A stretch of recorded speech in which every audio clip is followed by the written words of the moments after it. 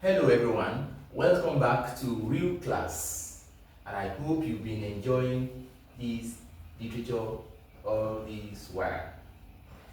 In the words of J.P. Clark, we would say these several seasons.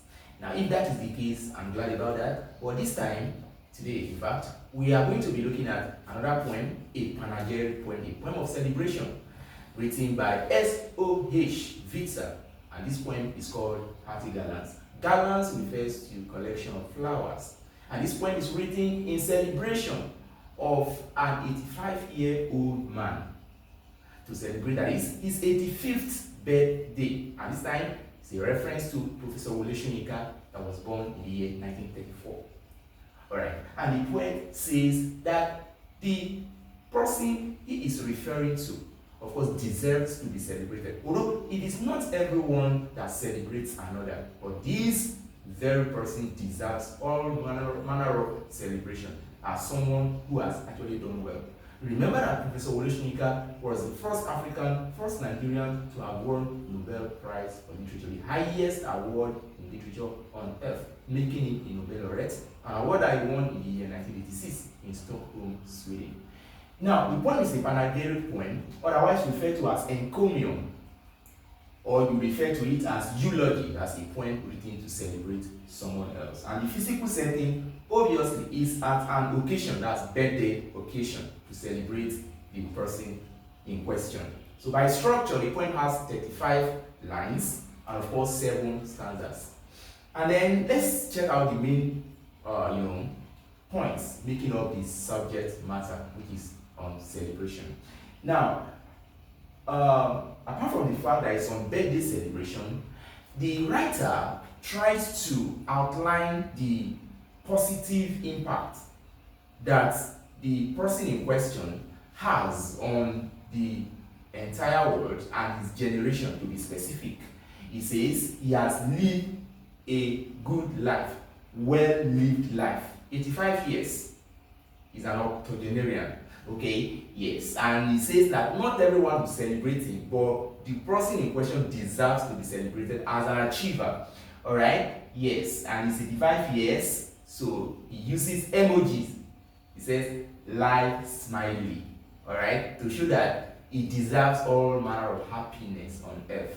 All right, he said, though with this achievement, what happened? The persona still looks forward to longevity, all right? Looks forward to a good health. He doesn't want anything to happen to the person he's admiring, because he's an achiever. He has done very well. He's a pride to the nation and pride to the world, all right? So he still prays for him, and he compares the man to a mahogany tree, a mighty mahogany tree, all right? That is very useful in the forest, that nothing falls in mahogany tree. It hardly falls, so also is the person being praised there.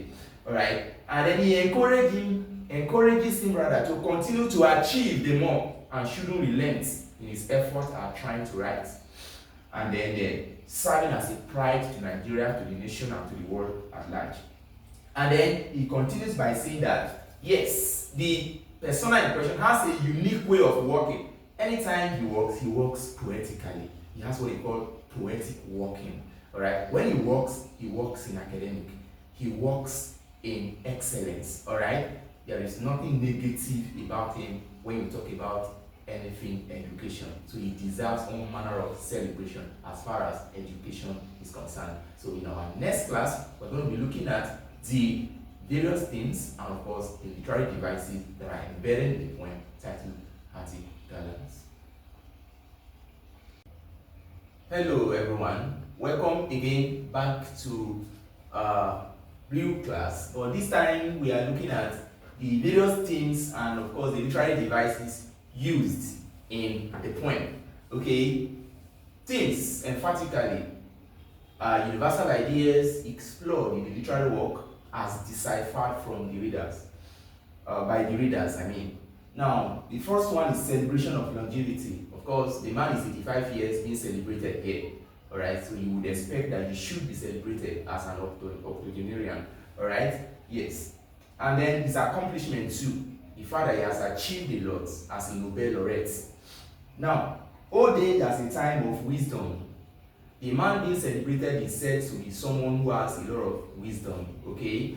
Is someone who has actually created or paved way for others to follow in, academic world. Now, the importance of celebrating others. The poet says it is not everyone that loves to celebrate others, but he loves to celebrate the person being discussed because he deserves all form of celebration as a great achiever.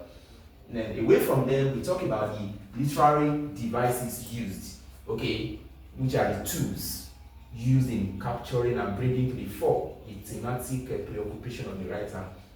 Personification. Now, hope has been given, human attribute as one that can nod. Hope is nodding on our generation because of the presence of the celebrants. Okay, then poetic working. Anytime the celebrant works, it is a poem that is working, in fact, okay, because it's immersed already in poetry. Alright, then we talk about the mood. The mood or the feeling of the writer is one of satisfaction and happiness. He's happy with the celebrants on the occasion of his birthday or 85th birthday.